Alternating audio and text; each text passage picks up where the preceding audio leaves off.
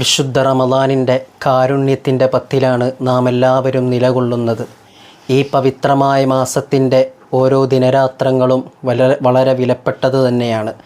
ഓരോ മണിക്കൂറുകളും വിലമതിക്കാനാകാത്തതാണ് ഈ ഓരോ ദിനരാത്രങ്ങളിലുമുള്ളത്.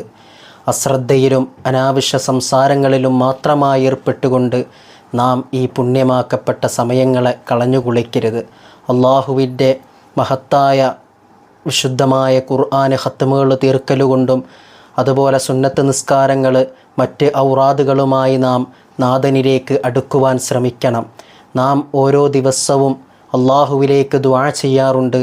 ഈ കാരുണ്യത്തിൻ്റെ പത്തിൽ അല്ലാഹുമ്മ റഹംനി യാ അർഹമർ റഹീമീൻ, അള്ളാഹുവേ എനിക്ക് നീ ധാരാളം കാരുണ്യം ചെയ്യണമേ എന്ന് നാം ദുആ ചെയ്യാറുണ്ട്. നാം ദുആ അധികരിപ്പിച്ചു കൊണ്ടേയിരിക്കണം. കാരണം പ്രത്യേകം ദുആയ്ക്ക് ഇജാബത്ത് കൂടിയുള്ള മാസമാണല്ലോ ഈ വിശുദ്ധമായ റമദാൻ. കാരുണ്യത്തിൻ്റെ പത്തിൽ നമുക്കൊക്കെ അല്ലാഹു ധാരാളം അനുഗ്രഹങ്ങൾ വർഷിപ്പിക്കട്ടെ. ആമീൻ യാ റബ്ബൽ ആലമീൻ.